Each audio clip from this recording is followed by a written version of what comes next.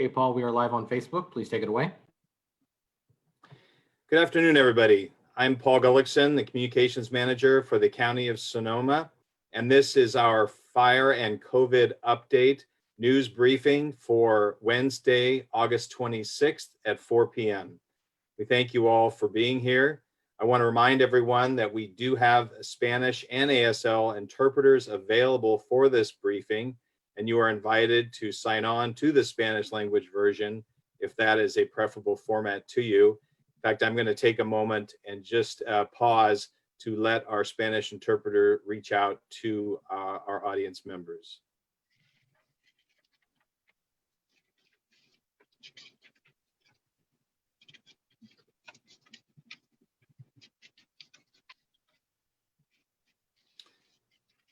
Okay, so thank you for that.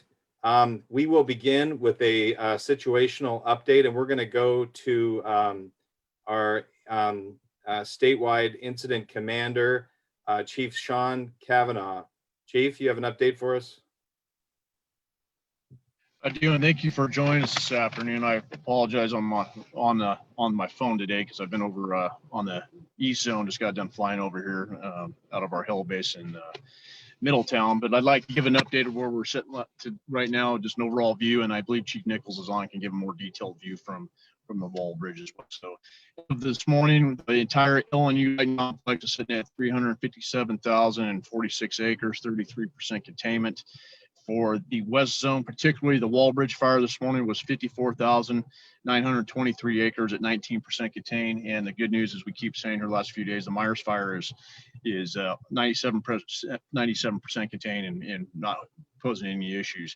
Yesterday afternoon, I apologize, could not get on the call. I was actually flying the wall bridge fire yesterday afternoon. I had to wait till the skies cleared for us to get up in the air, and right before about 3 o'clock, I was able to get up in the air and spend an hour and a half flying around the fire because it was so smoky during the day. So I do apologize for that. As we move forward today over on the wall bridge, we shrunk up, as you know, yesterday we shrunk up the evacuation orders, moved it in as close as we could around the wall bridge fire. There is lines a lot of good work being done over there. That is an extremely large fire, and I've been on big fires until you go fly them, and just that one alone, it's a large fire. And what's particular about the wall bridge fire is there's different topography, different fuels all the way around that thing, from the north end to the west end to the south end to the east end. From you get into the grasslands and the wineries and the open agricultural to the heavy timber around Gurnville where you can't even see the ground from the air. So it's difficult country. There's a lot of effort being put in over there, a lot of equipment, a lot of dozers are being used over there to punch in lines. We're being optimistic about trying to get line all the way around it, at least a line that's going to tie in around the entire fire here in the next 24 to 48 hours over there. So we're getting equipment in. We're getting the 12 National Guard crews that are coming in, the National Guard service members. Approximately 250 of those folks will be supposed to be in this afternoon, this evening. We will be setting them up at the Santa Rosa Fairgrounds, where we have another base that is set up over there. And those crews are strictly for fire line use.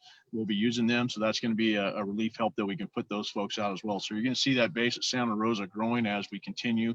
It's going to be a long process dealing with the wall bridge fire over there. As far as the total counts, I think it's important we're breaking out in our sheets now, trying to do a count between the resources on each side, the east zone and west zone. For the west zone this morning, we had 140 engines, 31 water tenders, 10 crews, and 31 dozers that were being used. Once again, too, though, as I talked about just what happened here a little while ago over here, we've got this weather and the smoke. There's so much smoke being put up in the valley, from all the fires from the bay to the north, that it hampers our aircraft use. And in the afternoon right now, we have a stable weather pattern where we have the southwest wind flows. Once that skies clears, we can get our aircraft up and flying, but then also it stands up the fire activity, and that's what's happening again today. I would like to take a larger picture. As I was flying over here just a while ago, we did have a spot that went across Highway 16 in the Rumsey area. It is actively burning to the northeast right now with the push on us. It's going to be out in the grasslands. There's been a lot of fires out there. There's multiple fires that We've all dealt with in that area. We've got plans in place, but it's gonna put up some smoke and make a few runs on us, especially with the southwest flows. Our priorities haven't changed with what we're doing today and trying to wrap up around both the east and the in the west zone.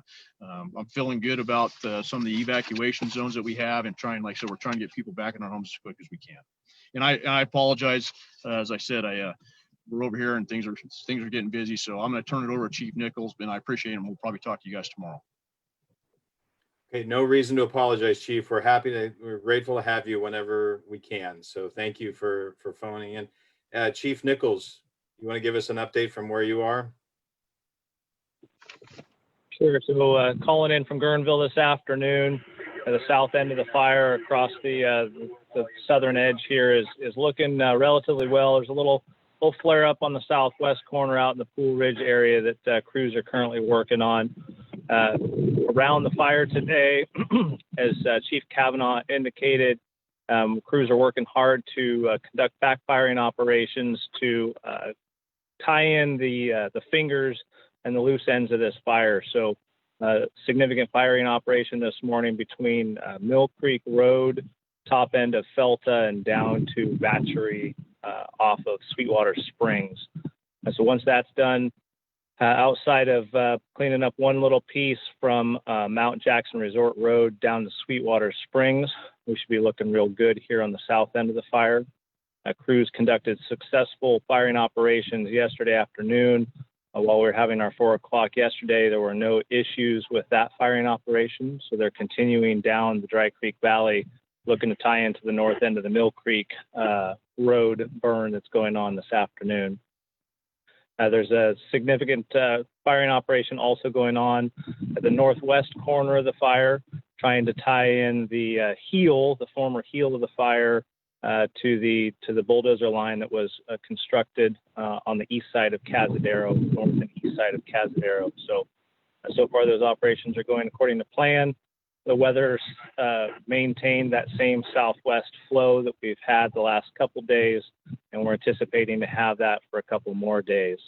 If you can hear the wind on my phone right now, it's just the afternoon marine layer push coming up the Russian River.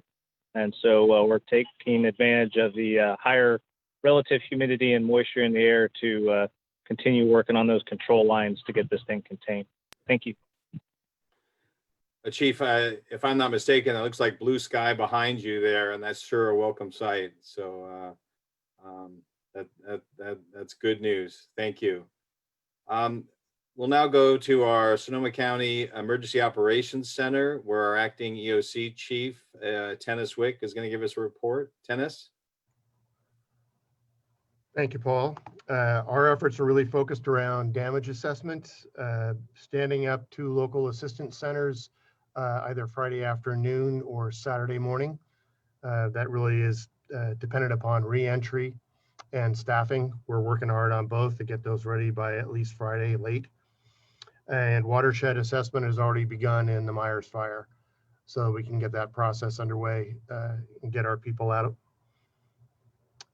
And a report. Great. Thank you very much, Tennis. And we also have Sergeant Juan Valencia from the Sonoma County Sheriff's Office. Juan? Hello, thanks for having me. It's good. You know, we're constantly continuously working with CALFIRE, CHP, and utility companies. Right now, our focus is on repopulation and reentry with CALFIRE. Right now, we have 5,106 people under an order and 424 people under a warning. We're not expecting any of those areas to be lifted today, any of the zones. Our number one priority is public safety.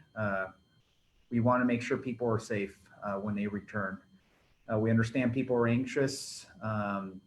They want to get back to their house. There's a lot of stress.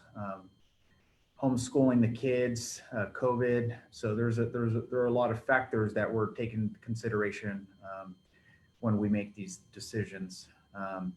We are working nonstop with CALFIRE and utility companies and local fire agencies on getting people back home. We understand. Utility companies are in the area fixing and repairing for your safety and for the safety of first responders. I would recommend going to SoCo Emergency for information. When we do send a Nixle out, there's going to be information in there with a map. I recommend clicking on the icon and opening it up and reading it. We've had some confusion, so highly recommend that information. Following us on our social media platforms, Facebook, Twitter, and Instagram, everything's bilingual. We are running into some problems with community members wanting to go home. They're basically traffic congestion at checkpoints. They are trying to get back into their house because they're tired of being evacuated. We understand. The problem is that now you're creating a traffic hazard for first responders to get in there.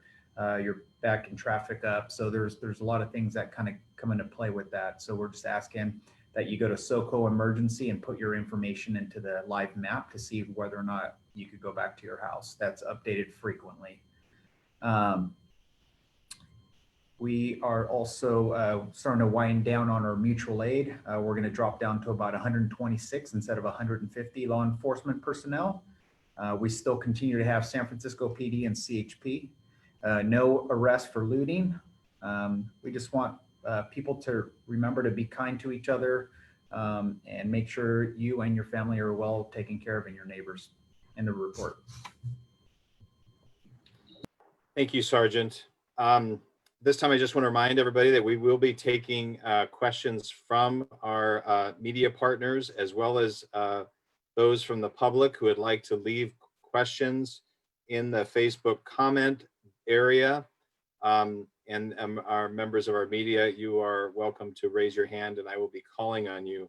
Before we do, I want to recognize our two congressional representatives who are with us, Congressman Huffman and Congressman Thompson. We very much appreciate you being here today. We know that you represent two districts in Northern California that have been heavily impacted by these fires, not just this year, but in recent years. And unfortunately, you have a lot of experience in this area. So Congressman Thompson, I'll start with you. Paul, thank you. And thank you to everyone who's working so hard to keep us all safe. And my heart goes out to everyone who's lost property in this fire. I know how gut-wrenching that can be. Paul, if it's okay with you, because although Jared and I both represent Sonoma County, the fires are actually burning in his district. So I'd like to yield my time to Jared. Understood. Thank you. Congressman Huffman. Well, I appreciate that. Thanks, Congressman Thompson. And here's what you need to know from the federal side. I'll be very brief. The federal disaster declarations that have been sought for the areas impacted by these fires have been granted. And what that means is if you've lost property, you're going to have individual assistance from FEMA available to you. It also means that our local governments that have incurred costs, even though they were already struggling with revenue downfall from the pandemic, are going to be backfilled with support from FEMA. And it also means that there's some SBA lending tools that are available to people who've been impacted by these fires. Congressman Thompson's leading the charge on some legislation to make sure that our local governments are reimbursed at the highest possible level. We've been successful at doing that in the past, and I'm hopeful that we can make that happen this time as well. One last thing, I know the County of Sonoma is working heroically to set up local assistance centers that kind of go along with these FEMA disaster declarations. They're incredibly important one-stop shops for folks who've been dislocated.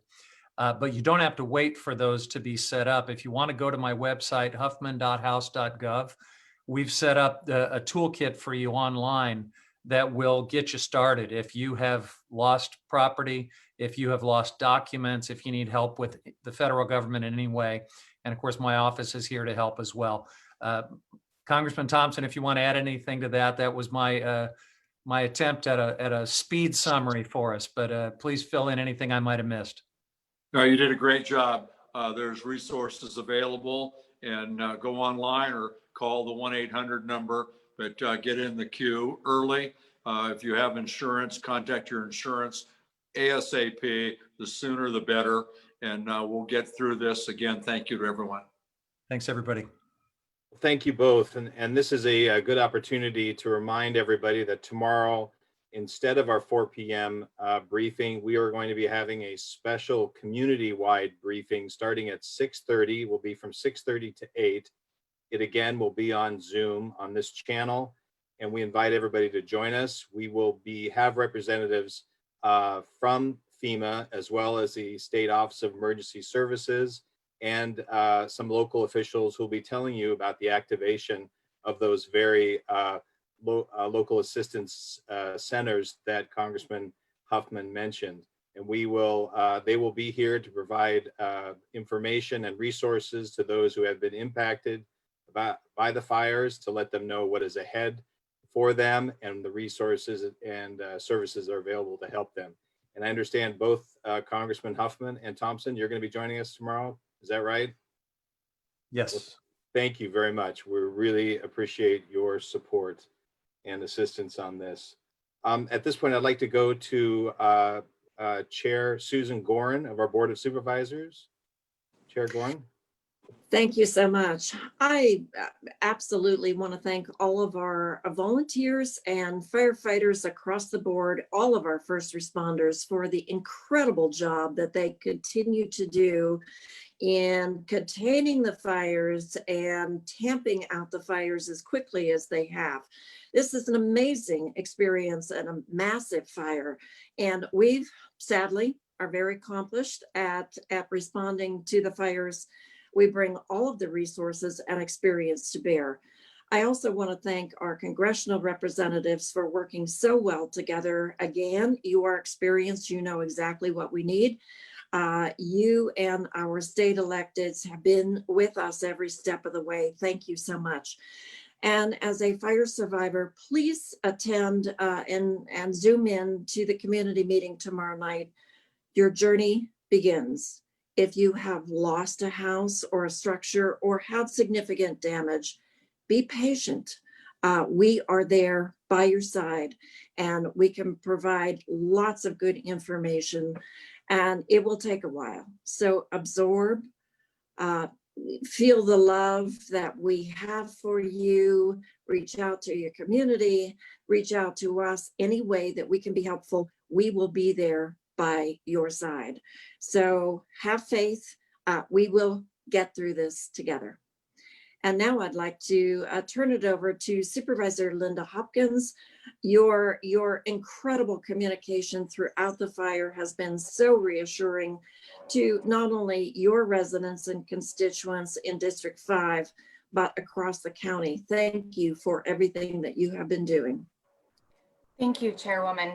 And I want to acknowledge the 5,000 some residents who are still under mandatory evacuation orders. You know, we are asking a lot of you right now. Sheltering in place while under a mandatory evacuation order, while distance learning with your children, or working virtually, or going to work in the middle of a pandemic. This is a very challenging time for those of you who are still displaced from your homes. Unfortunately, in the days to come, we're going to be asking even more of you, because we all know from our prior disasters that the work doesn't stop when we gain control of the fire. In many ways, that's when the work really begins.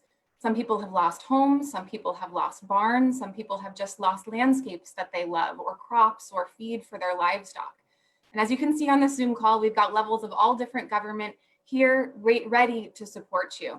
But at the end of the day in West County, you all know that we are going to take better care of each other than government is going to take care of us. So I am here to encourage you to help a neighbor. Reach out, call a friend, see what they need. You know, leave some zucchini on someone's porch, because you know after a week your zucchinis are going to be about this big. And especially offer to help an elderly neighbor prepare their property for dispensable space. A lot of folks are not able to wield chainsaws, or even just, you know, the regular sort of saws. And so people need help to be prepared. We still have 2 more months of fire season. So if you are able-bodied, see if you can help a neighbor or a friend, and take a hard look at your own property. How can we be better prepared if, unfortunately, we have to go through another evacuation and another fire threat later this year? I know it's a sobering note, but take care. We're going to be here fighting for you, and let us know what we can do in the 5th District Office and in county government to support you, whether you are evacuated or whether you are finally safely back home. Stay safe and be well. Thank you, Supervisor Hopkins. Supervisor Rabbit, do you have any thoughts for us today? Once again, just to say thank you to all of our partners out there, to all the firefighters on the line, to CAL FIRE, to our districts, to our municipalities. And you see more and more engines from throughout California and even beyond. And just can't say thank you enough for that. Thank you also to our law enforcement officers. And even though those numbers are shrinking, there's been a lot of work and hours spent out there, roadblocks, and making sure that everything is safe. And knock on wood, it certainly has been, and that's a great testament to the law enforcement partners out there, our sheriff's office, our CHP, all our local police forces as well. And thank you to the staff and the support teams behind there, all of the folks, and to, of course, our state and federal partners. And thank you so much to both congressmen for being here today. Thank you for continuing to advocate that FEMA reimbursement rate gets to the absolute highest level, especially in light of where we are and where we've been. And you know how important that is. And can't say thank you enough for your continued advocacy as well. So just want to say thanks to all. Thank you. And not to be forgotten, we are dealing with another sweeping community issue right now called COVID-19. And to provide an update on that front, Dr. Sundari Mace, our public health officer, is with us. Dr. Mace? Yes, thank you so much. Let me give our update for today. It's good to be here with all of you today. I'm Dr. Sundari Mace, Sonoma County's health officer. As you know, and we've been talking about here, we're experiencing an overlap of public health emergencies and disasters. We have the current wildfire situation, as well as the COVID-19 pandemic. So I have an update on our cases as of yesterday, August 25th. We now have 5,351 confirmed cases, up 139 cases in the previous 24 hours. 2,241 of them are active, 3,035 are recovered. We have 75 deaths, an increase of 2 reported in the previous 24 hours. Now we've done nearly 97,000 coronavirus tests, an increase of 721 in the last 24 hours. So I just want to take a moment to acknowledge that this fire emergency has caused much anxiety and stress for everyone.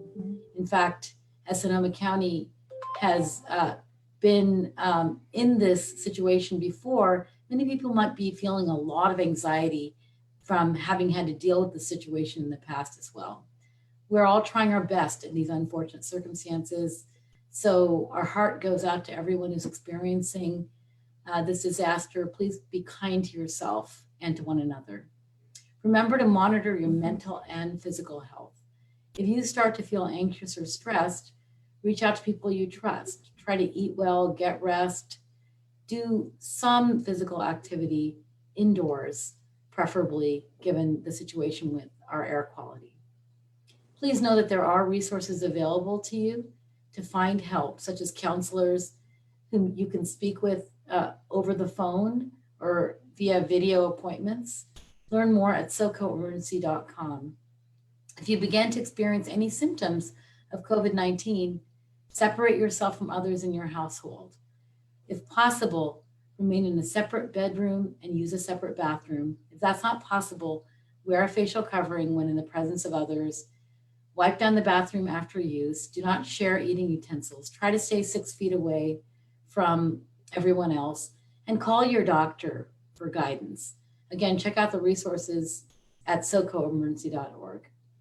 On a related note, Sonoma County does have an alternate care site, which is available for individuals with mild or moderate COVID-19 symptoms, or those that are awaiting test results who cannot safely isolate at home.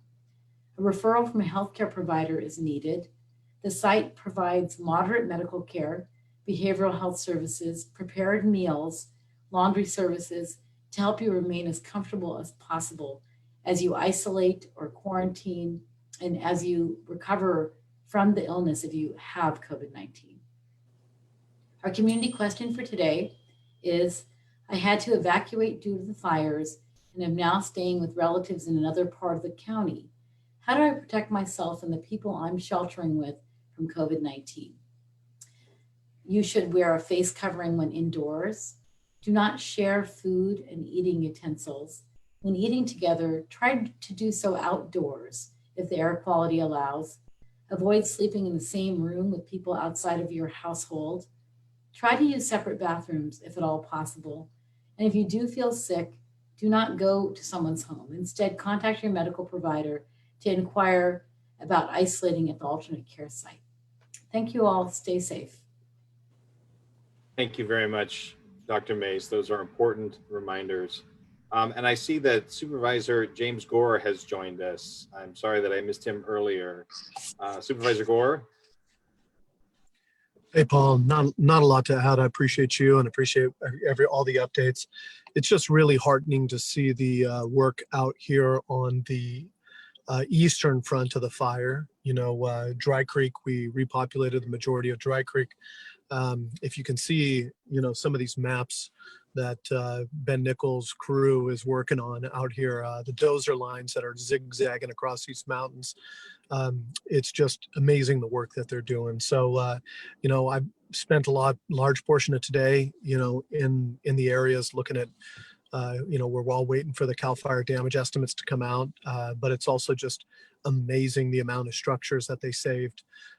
Obviously, the fire was a difficult one for hand crews to fight, but it shows you what these folks can do if they're in a situation where everybody can deploy and they can go around and do structure defense. So there's a lot of houses that made it that would not have, and in a crazy way shouldn't have, but for these miraculous efforts of folks defending structures in the middle of firestorm. So just my thanks, and that's it. Appreciate you. Thank you, Supervisor Gore. That's certainly good, encouraging words about the number of homes that have been saved. We're still waiting for a final tally of what the damage is there, and we hope to get that to you as soon as possible. Okay, we're gonna start taking questions from our media friends, and I also invite those from the public who are following us on Facebook Live that they may feel free to leave a question in the comments box. We also have links available in the comments box for those who would like to follow us on a Spanish language version of this presentation. So to lead us off, I'm going to go to Will Schmidt from the Press Democrat. Will. Hey, thanks, Paul. Just had a few questions, probably for CALFIRE and for the county. Regarding those damage assessments, how are those coming? And do you have any figures you can share about how many homes have been lost? It is nice to hear that some have been saved, but we've seen that there are some homes out there that have been destroyed.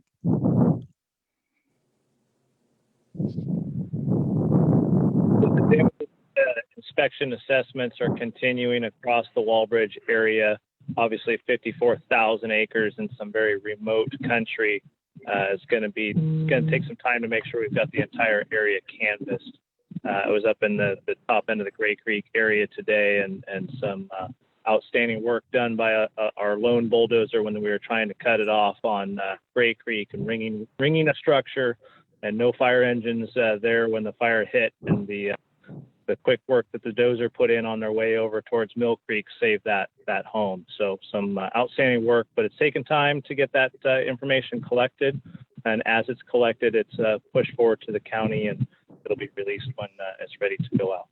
For sure. And, you know, seeing as it's still a pretty active fire, you mentioned, I think, Chief Nichols, that there was a flare up in Pool Ridge down by Guerneville today. Obviously, there's still bits of fire out around the perimeter, and it's quite a large perimeter. But there are also other fires around the North Bay. I mean, we just saw new evacuation orders up in Mendocino for a fire they had north of Ukiah today. As this gets more under control with the firefighting efforts you all are putting in, are we going to start to see a change in operations with firefighters being drawn away from the area to go help out with those other blazes? Or are we still going to see a concerted effort down here in Sonoma County for the Walbridge fire? I know there's still a lot of work to be done out there on the fire line. The fire is broken up into 5 divisions around the fire, and that is about a third, if not a quarter, of what should be around this fire. So we have a skeleton crew staffing the fire. We're getting those more resources as they're coming in, but no, the resources we currently have on our fire until this fire is completely contained, we'll stay assigned to it, so we ensure that it stays where it is right now. Great. I guess my last one, if I could, do you have a sense of how many structures are still threatened?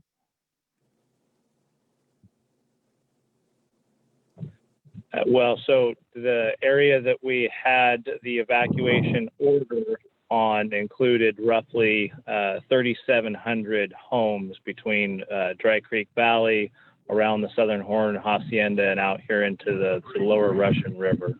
Obviously, we're looking much better than we were earlier in the week, but because those are north of the river and in close proximity to the fire's edge, they are still considered threatened until we've got this fire contained. Thank you very much, Chief. And Will, I assure you that the information that comes from CAL FIRE does so daily, and we have liaisons here in the Emergency Operations Center. Couldn't have a better and tighter relationship than with our partners at CAL FIRE. Great. Thanks, Dennis. On that note, Chief Nichols, while we have you on that subject, we do have a number of questions from our members of our audience asking about when the final evacuation areas might be lifted, allowing those people in Rio Neto and west of the Hacienda area. Do you have any time frame, or is it too early to tell at this point? No, so the crews are still working in that area. And so until we have that line completely buttoned up, we can't bring people home. The thing that we've been struggling with in the overall area is due to the steep topography. As material starts to burn down, logs roll out and they roll down the hill and they start a new fire down below where the line was. And so until we are confident that we're mopped up sufficiently interior, we've put out those large potential rollouts, then we're going to make sure that we keep people out of harm's way. All right, thank you very much. Let's go to our next member of the media, Martin Espinoza. Hello there. My question is for Dr. Mace about the pandemic. So we recently discussed Napa County had been taken off the state's county monitoring list. We're close neighbors with Napa and share many similarities, but obviously some differences. Some people are wondering why they can get off the list, but why can't we? And why are we still struggling with the virus? Could you share some of your insight on that? Well, each county is different. We have a different population, different demographics, and clearly at this time, our case rate is actually quite high. As I've said before, we have outbreaks in many settings, work sites, large household clusters.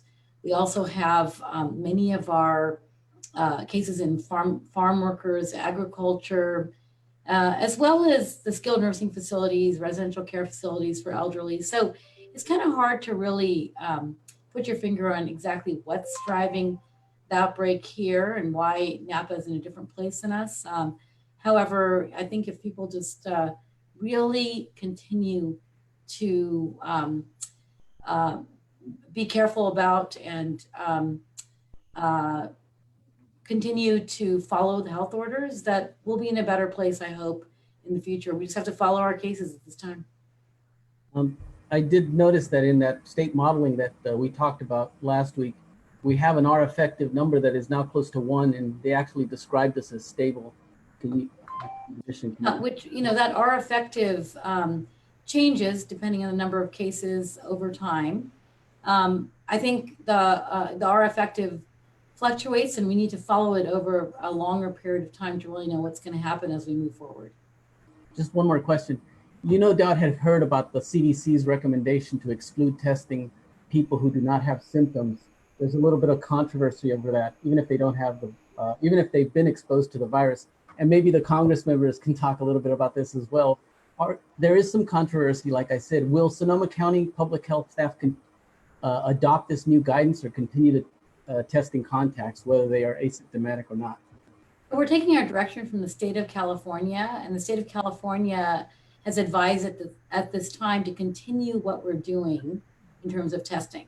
So here in Sonoma County, we've been very successful in finding people who have COVID-19 through contact tracing.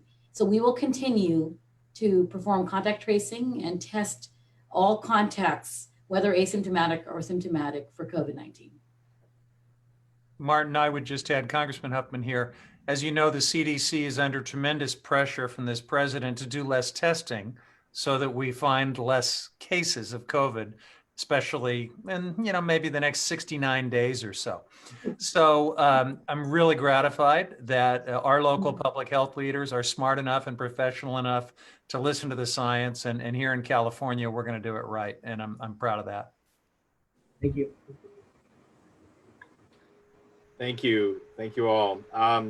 Let's go to Carrie Benefield from the Press Democrat. Carrie. Hi, everybody. I also have a COVID question for Dr. Mace. Dr. Mace, the new State Department, the public health guidelines for school-age cohorts being allowed back on campuses, can you explain that? And then the immediate follow-up question is, what is your take? What is your feeling about this new guidance? Yeah, well, I think that it's a step forward in providing good childcare and day camp and experiences for children ages 0 to 18. So in other words, in the safest manner possible. So in other words, keeping the groups of children to 14 or less is better, with the same 2 adult supervisors for any group of 14, not mixing beyond that group, and providing good care. It makes sense to do that. It allows our children then to, again, socialize and have activities, and of course allows for childcare for parents as well. There is very specific guidance from the state of California on how best to do this, with all of our mitigation measures in place to limit COVID transmission in case there is COVID in daycare or childcare camp kind of setting. So I think it's something that the state of California has worked very hard to get right, and we'll implement it and see how we go. Do you feel like it's something, the barn doors are open if people see that they can do this, that schools will start kind of hosting things when we're not ready, when our numbers are still high, when our, we don't have this thing buttoned up? Well, we're working very hard, very closely, that is, with our school districts and our superintendent to ensure that when we move forward with the new guidance for cohorts, that it's done correctly and that we're able to monitor what's happening. And then we'll see, if we see a large number of cases come about after implementing the guidance, then we might reevaluate. But they don't need your permission at this point. Am I understanding that correctly? They can go. They don't need your office's okay. Yes, but I do think that they will work closely with us in different settings to ensure that this is being rolled out effectively. I fully expect that that'll be the case. Okay. All right. Thanks very much. Okay. Another question from our viewers on Facebook Live. And there's a lot of interest and concern, obviously, about the condition of Armstrong Woods.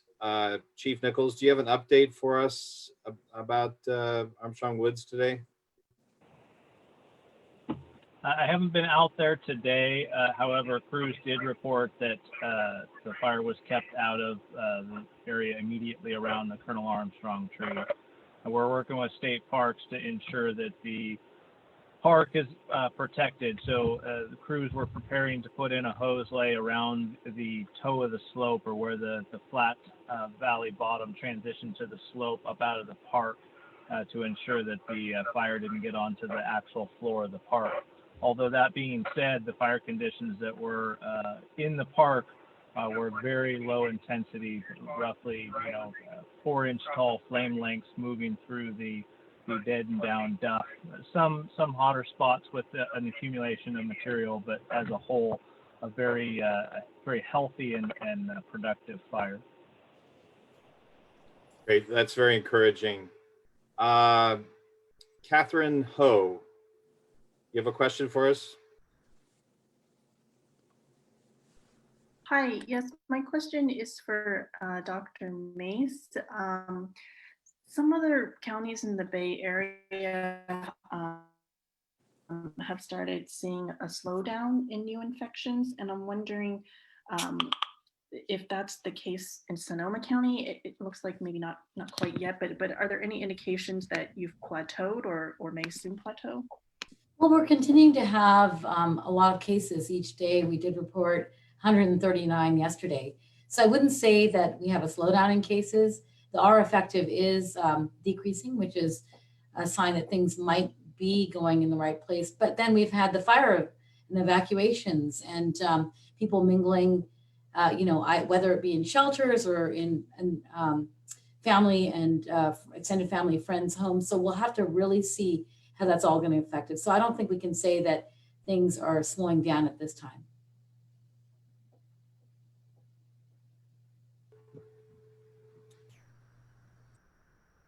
Thank you. Catherine, do you have a follow-up? No, I think that does it. Thank you. Okay, well, I think that does it for today. Everybody, thank you for your time. We really appreciate your updates. And just to remind everybody that tomorrow night, we will be having a special community briefing, which will be focused on the resources that are available for those returning to their homes and their region. This community briefing will start at 6:30, and we will have others from State Office of Emergency Services, FEMA, and other resources available to take questions from the community. And we once again will be having our CALFIRE officials back to give us an update on the front lines. And we will be posting links for that community briefing on socoemergency.org. We will also be pushing out on social media, and we'll be releasing a press release about that as well. So we thank you all for being here today, and we look forward to talking with you more tomorrow night at our community briefing. That's from 6:30 to 8 o'clock. Thank you all.